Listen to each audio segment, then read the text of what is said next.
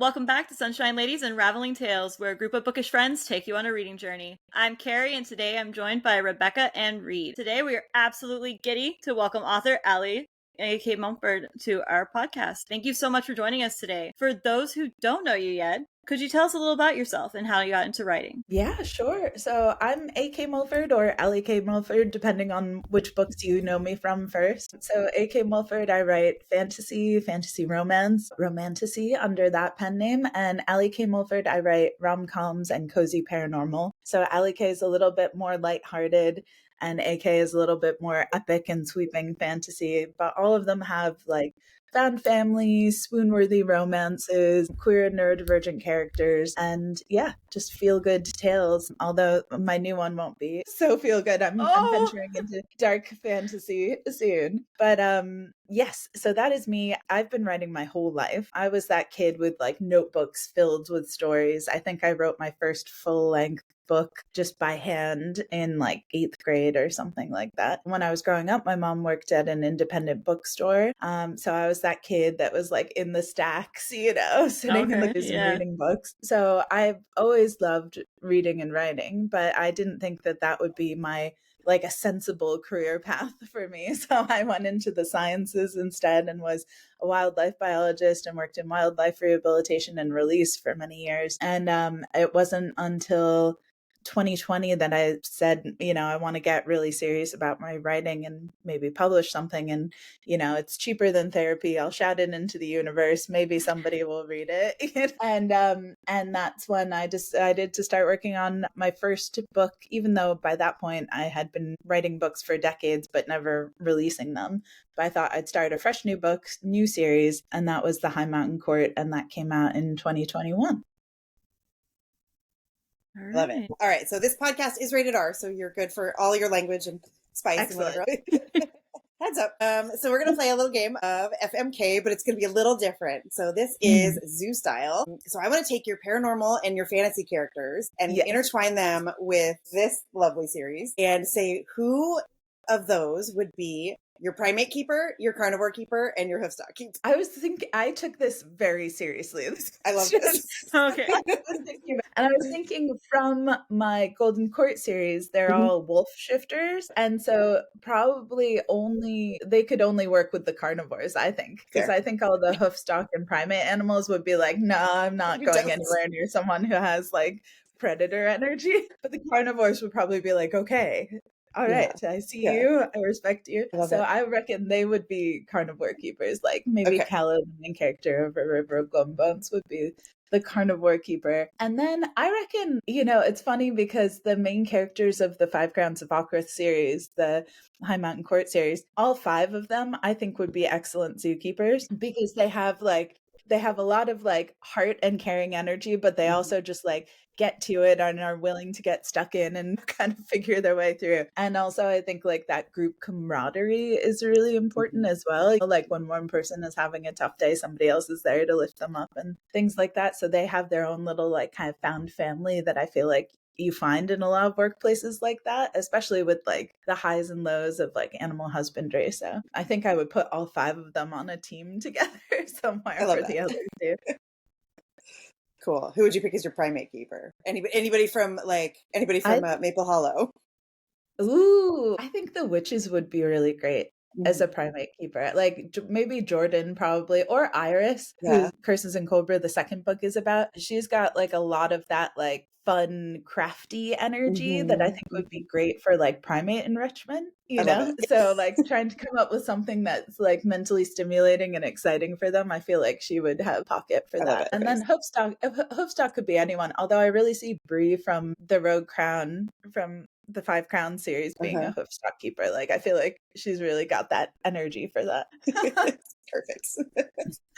All right. So can you tell us a little bit about some of the authors that have inspired you throughout your journey and what is currently on your TBR? Yeah, absolutely. I was the kid growing up. I was obsessed with Tolkien and Jane Austen. And so it makes, because I was like, this is great, but there should be more kissing, you know? You were all over Aragorn and Arwen's relationship, right? Yeah, you know, the Lord of the Rings films, which I'd already read all the books, but like, you know, seeing the films was really epic too. So funny that I ended up living in New Zealand and like my partner works at Weta who worked on the films. And actually I had a pet hedgehog who ended up being in the Hobbit films, which is my little claim to Amazing! Yeah, my little hedgehog got to be like the CGI hedgehog where they like made a CGI model of her for that's so cool. For Radagast? Yeah, the zoo, Wellington Zoo, and What a Workshop worked very closely together. So, like, all of the primates in Planet of the Apes are chimps from Wellington Zoo. Although they use all of the same background, like one chimp for all the background characters. And Marty's face, you know, just with different haircuts. But like, of course, if you don't really have that kind of like lens, you wouldn't see it. But if you know primates, like you're like, that's the same guy again and again in the background. Anyway, sorry, I digress. But yeah, so I loved all of those classics. Like a big moment for me, I was given like my first like wolf shifter paranormal romance when I was like maybe 12, 13 by a friend. It wasn't spicy, but it was, you know, it unlocked something in me for sure of like the genre of romance. And then from there on it was like, okay, I moved more from like just fantasy to fantasy romance and in the things that I liked and cared about. And then I don't know if you know The Night Circus by Erin Morgenstern. But that was like a big moment for me from like world building and description wise. Just the way that it's written is so beautiful. So those were like kind of some like big pillar moments I can see guiding me where I am now. And then for reading, I just finished reading Our Vicious Oaths by Nia Davenport, which is, if you love romantasy, like definitely check that one out. It was so good. From like the very first chapter, I was like, yep, I'm going to devour this. You know, that feeling when you're like, yeah. That one was fantastic. And now I'm pivoting hard into reading Frankenstein by Mary Shelley. Okay, right. And so usually December, I like to set aside for reading classics. And it's kind of like my Christmas tradition, sort of, where I'll just pick up a few classic books that I might have read in high school and didn't really take the time to appreciate at the time, you know? And so, yeah, so that's my plan for this year. So I've got a few different Gothic books that I'm hoping to read in December. So that is my plan. But most of the year I'm reading mostly romance, but I like to read outside my genre as well because I feel like I like to know what's going on in the bookish world across genres. I like to grab like a sci-fi or a thriller or mystery or something else as well to kind of pepper in there. But the bulk of what I read is romance. Yeah. Cool. All right. Your stories are a phenomenal representation for the queer and neurodivergent communities. Why is this representation so important to you? And what advice do you give to someone struggling with a queer identity in today's society? Yeah, that's a great question. I mean, for me, I think we all know what it feels like to be like seen in the pages of a book and how much that means to be able to like identify, especially with a main character. Cause I think a lot of times, like for, you know, women in general and for queer people and for all sorts of people in marginalized identities as well, that, you know, often you don't get to be the hero of the story. And so you're kind of forced to empathize with someone that you can't necessarily fully relate to. And I think it's deeply meaningful when you get to be the one who's going on these adventures and having the kind of love that you feel reflected back in the pages of a book. And so for me, from quite a young age, I knew that like I just didn't see the kind of like relationships I was having at the time in the stories that I was reading because I was such an avid reader and there was really like no sapphic books out that I could find, at least at the time. And so for me, you know, it was like at the time, I remember saying to my girlfriend at the time, we're going to be the heroes of these stories. Like our story is going to be these stories. And I think for me, you know, I just want to create worlds that have as many different types of relationships as possible and include as much of the rainbow community as I can so that more people feel seen in different ways. And also myself being polyamorous and having lots of different relationships, I feel like for me, I don't think I could reduce my writing down to one kind of relationship because it kind of doesn't honor all of the different people in my life and the people that I love and care about, not just romantically, but friends as well. So for me, it was just kind of like intuitive to create worlds that represent the kind of community that I'm a part of. And advice for people, it's so hard, especially now. And it really depends on their circumstance and whether they're safe to do so. But for me, I think, I am always encouraging people. Since I've been young, I've been working in queer youth mentor. The biggest thing I think is finding community, finding people. And it's not always, people aren't always able to do that in person, depending on where they live, but finding community online, finding community in ways that are safe, finding representation, positive representation through storytelling and through media, and feeling like a part of a group, I think is so huge, because it's the reason why so many queer stories have found family, is because a lot of us have gone through that journey ourselves. And I think that's the biggest thing, having a buddy, having friends, having people you can turn to and say, like, this is my experience, and having people be able to reflect that back to you and relate to you is so important. So find your people, find your group is the biggest thing, I would say. Yeah. I love that. Definitely. Well, and kind of touching on that, how much of yourself do you place into your characters? And also, where do you find your inspiration most for your characters? Love that. None of my characters are 100% me. Like, I definitely think sometimes we share like personality traits or emotional wounds or different things, but I think most of the time my characters are a lot braver than I am, and are more quick-witted and are better on their feet. But yeah, I kind of very consciously don't want to put like 100% of myself into any character, not only in a protective way, but also because I feel like it's kind of like almost lazy storytelling. It's like I want to create lots of different kinds of characters, so I have quite an extensive character sheet that I create each of my characters with. And even though I like exploring a lot of similar emotional wounds with different characters, I think I like seeing how different personalities react in a situation. Like, not everybody's going to make the same choice when their back is against the wall. So yeah, I feel like for me, I like to kind of like build them out very differently. But one of the questions I always ask with all of them is like, what is the worst thing that somebody could tell this character? And I feel like that's a really revealing question, because if you know what that is, you kind of know what they're avoiding and what they're heading towards. And for a lot of my characters, it's quite different. Although I did have my editor at Harper Voyager say to me that, do you notice how all of your characters are kind of like outsiders who then like struggle and then they find their people along the way? And I'm like, how dare you? How dare you point that out to me? I could have gone my whole life without seeing that. But yeah, no, so there's definitely parts of me that I relate to my characters for sure. But yeah, I'd like to give them all different personalities too. All right, let's chat animals. Those of you that know me know I'm the animal one, right? Excellent. So Prickle Island Zoo series is this guy right here. It is my personal all-time favorite. So your blend of humor, spice, and animal knowledge is the ultimate combo I never knew I needed. So tell me, how on earth do you come up with the laugh out loud parts of this story? They are on point. Well, a lot of the most embarrassing parts of those books are true stories. So I think that really happened. Yeah. And I think that's why, especially for people who work with animals, a lot of them are deeply relatable. But, they're either things that have happened to me or things I feared would happen to me in situations, where you're just like, oh gosh, what if this happened? And so, but I think that when you work with animals, every day is kind of hilarious in different ways, because it's just so unpredictable and there's so many unexpected factors, and you kind of have to have the personality of being able to like pivot and run with whatever's thrown at you on the day. So I feel like it's the perfect kind of workplace for a comedy, Yeah, for sure. I love that. All right, we're going to pivot over to your paranormal sapphic romances. Your collaboration with your bestie, K.L. Morrison, is so fun for the fall season. How did you meet her, and what sparked the idea for Maple Hollow?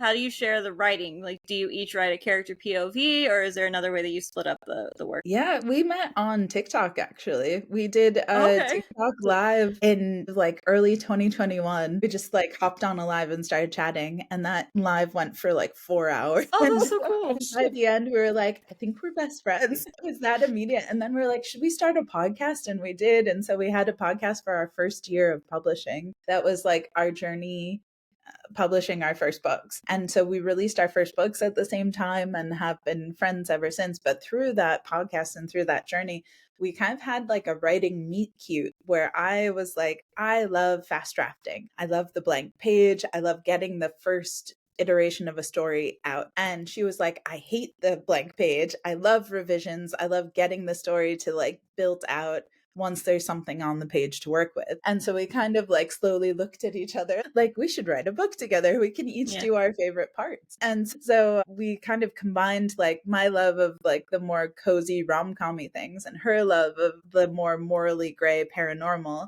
Like, you know, she's obsessed with the occult and demonology and all of these things. And you see that more in her books as well. And so we kind of married them together in a more like kind of cozy paranormal Halloween series. And so it has like a little bit of both of our flavors. But she and I have such a similar sense of humor that by the end of the book, we've both done so many passes through it. We don't know who wrote what. And so we keep crediting each other for the jokes. We're like, no, you said that. And I'm like, no, you were the one who put that in. We can't remember, but we definitely have a very similar voice. But what we usually do in our writing process is we'll have a big long Zoom, we'll plot the whole book together and take kind of extensive notes, and then I'll take the ball and run with it and kind of draft out the first draft of the book, which is more like the scaffolding of the book. It's about half the word count of what it will finally be, but all of the scenes are there to kind of like prop up the story but need to be like fixed and expanded upon. And then she takes it and revises it out to the full length and then sends it back to me, and we each do another few passes back and forth to each other, and each time we're trying to like make each other laugh a little bit more, you know, like putting new things in for each other.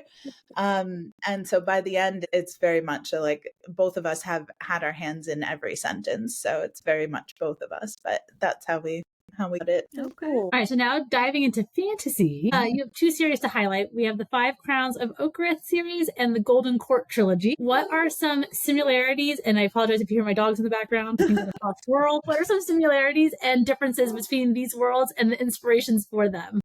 Yeah, definitely. Well, I've lived in a lot of different countries in my life. And so I love world building and fantasy world building because, you know, I've lived in so many different places, and I've always been fascinated by like cultural differences, like the sense of humor might be different, or like the idioms people use might be different, or like the things that they value, the food, the music, the textiles, like everything is different in its own unique ways that like kind of befit the environment that they're in. And so for me, building out both of the series, I liked kind of pulling from inspiration from different places that I've lived to build out the worlds, but then to plot, you know, fantastical characters within them, and like how would they navigate using those worlds, and if you had magic, like what would you do differently in this environment and things like that. But the Five Crown series, I would say, is like a little bit more mild from a spice perspective. I think the Golden Court is a little bit spicier, and also there's like a little bit more like heavier elements in it. Like both books definitely touch on heavy themes, but I think the Five Crowns is a little bit more lighthearted in tone than the Golden Court. So yeah, I would say those are like the two kind of tonal differences between the two of them. But the Five Crowns has fae and witches, whereas the Golden Court has wolf shifters and monsters and kind of magic that's based on music systems. So different kind of world building as far as the magic systems go. But I was definitely a little bit more inspired by kind of the Witcher style monsters and like fairy tale monsters in the Golden Court series.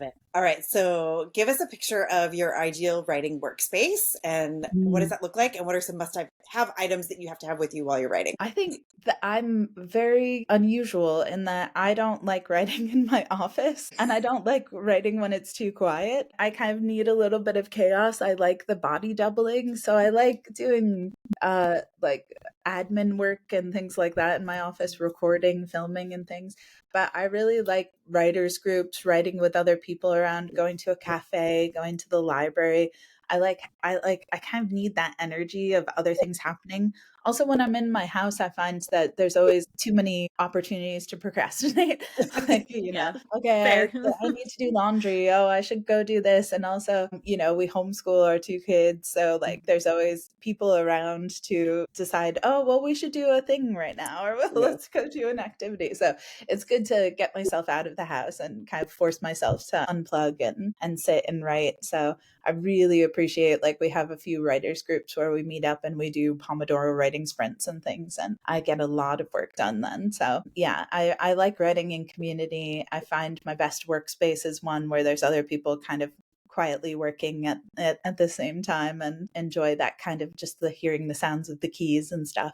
Yeah. Tell us a little bit more about your 30,000 words in 3 days. It's a little challenge that you make for new authors to join you in their jump start to writing. Yeah, so the 3-day 30K writing challenge started off kind of in a similar way, where I just like writing with other people, and I find that there's a benefit in these writing challenges and kind of having somebody else being like, hey, let's get some writing done together. And so I'd been doing these writing challenges for a long time just myself without really telling anyone. I just do these long weekends of writing because for me and my brain, I find it's much easier to get a big bulk of writing done in like 3 days than it is to do a little bit each day. I'm not good with routines. I have ADHD. I'm the sort of person who will buy a notebook, fill the first 3 pages and never touch it again, and then buy a new notebook thinking that was the problem. Yeah. Okay. You get me. Yeah. I'm with my people. And so what I would do is I'd write for an intensive amount of time over 3 days, because I could find I could squirrel those away faster and then just like noodle on the manuscript between those like every few months or so. And so I decided to create this challenge for other people who might be neurodivergent or working full time or doing other things where they really can't set, like, at the end of a long workday, it's really hard to find the motivation to do an hour of writing, but it can be a lot easier to do 4 hours of writing each day for 3 days, once every quarter or something like that. And so for people like that, and for people who just want to get some writing done in community with each other, I created this writing challenge in this Discord group and gamified it and made it really fun with lots of like bingo and quest maps and different things for people who just want like to kind of have a fun gamified experience of writing. But for me, I think just knowing other people are trying to get work done at the same time as me is really motivating for me. And so I kind of built this group based on the fact that like I needed a group like this, and then found a whole bunch of other people who needed a group like that as well. So yeah, it's been really fun. I'm really like grateful that the group exists. That's so cool. I will say, to touch on your notebook of 3 pages, I love paper planners. I have lots of them that January is filled out and the rest of the month.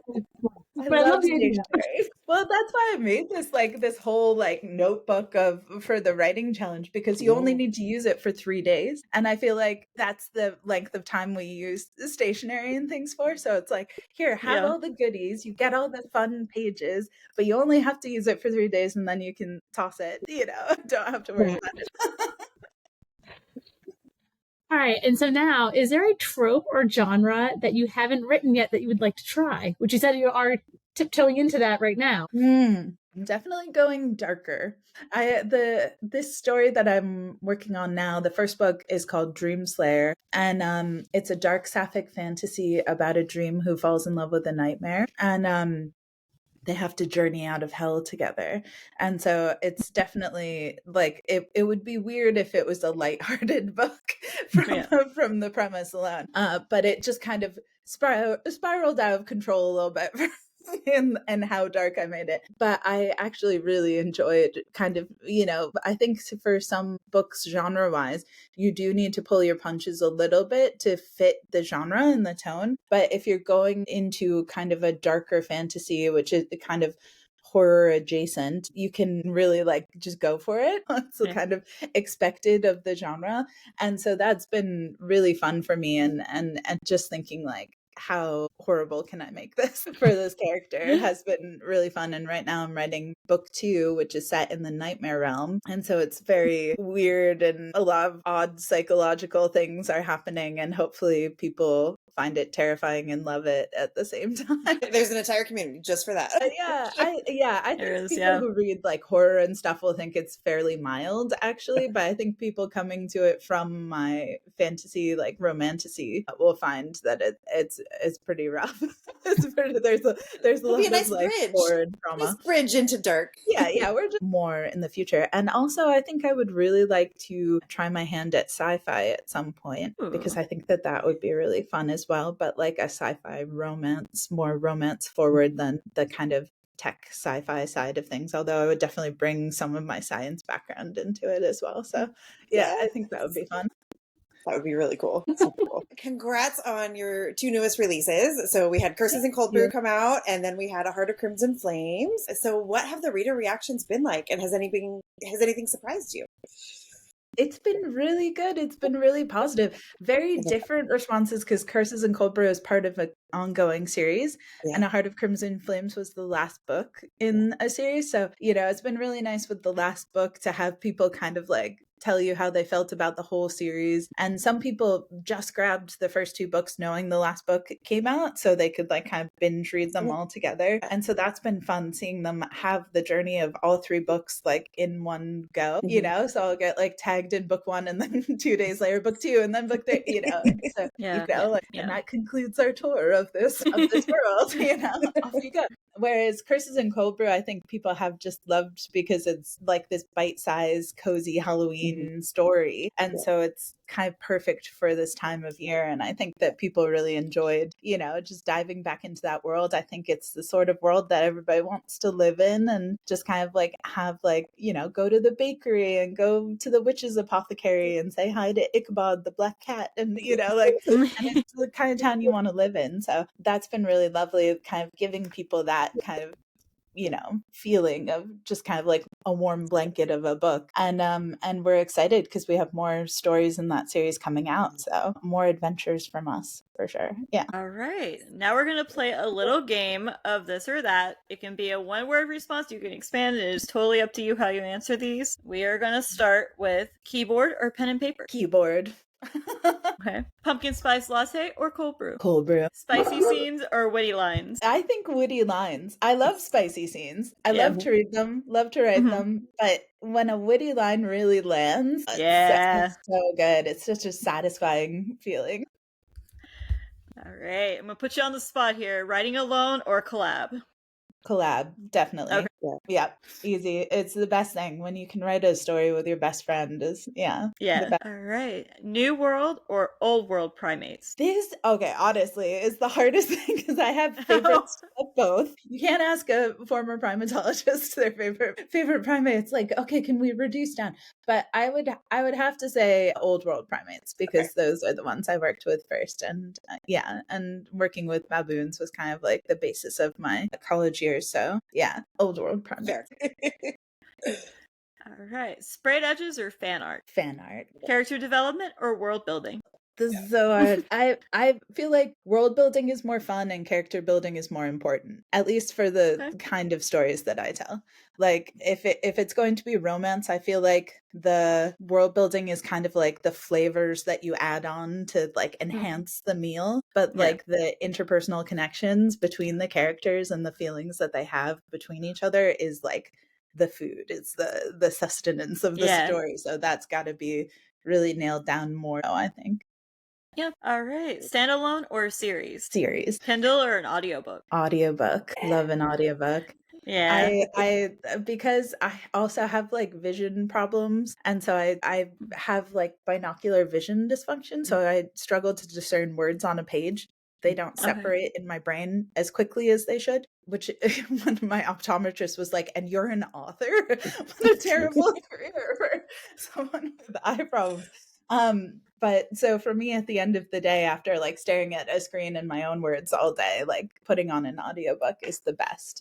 And I really love audio for especially like classical stories, Shakespeare, things like that. You get so much more, I think, out of hearing it performed and the emphasis being put on the right words and things like you hear it in a different way when it's being performed by somebody who knows what they're doing, Found family or fated mates? Found family. It's gotta be. I love fated fated mates, but I found families in every single one of my books. So yeah. Sure. All right. So can you let us know what is next for Ali Mulford and AK Mulford? Lichens and lattes. Yes. So for for sure. Ali K. Mulford, we've got the next book in the Maple Hollow series, Lichens and Lattes, coming out. And I think I can also spill a secret. I think I'm allowed to. We love We have another co-author project that's coming out for our Patreons, and it's short, spicy, paranormal monster romance, and it's called The Sapphic Monster Mating Agency.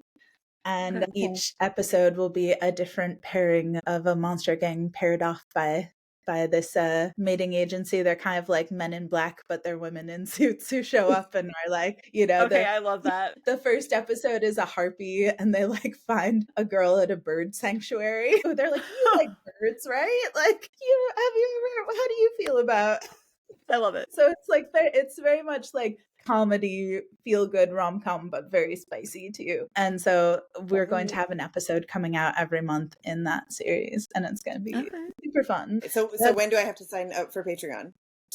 In January. Okay. And we'll also have them available to buy from our Patreons as well. If people don't want to like sign up to a monthly thing and just want the stories, they can also just like buy the stories like you'd buy an ebook. And then eventually we might put them all together in like like an omnibus special edition, maybe do a Kickstarter for that or something. But I don't know what will happen with that yet. But we just had this idea and we wanted to run with it. So, and it will have characters from our other series from Maple Hollow and things like that, kind of like showing up and being part of our universe. Yeah, we're just slowly expanding out our world as we go. So that's been really fun, and I'm really excited to show people that. We'll have a teaser coming out in December. That's two agents finding a new agent at a pride festival, and kind of like following her around.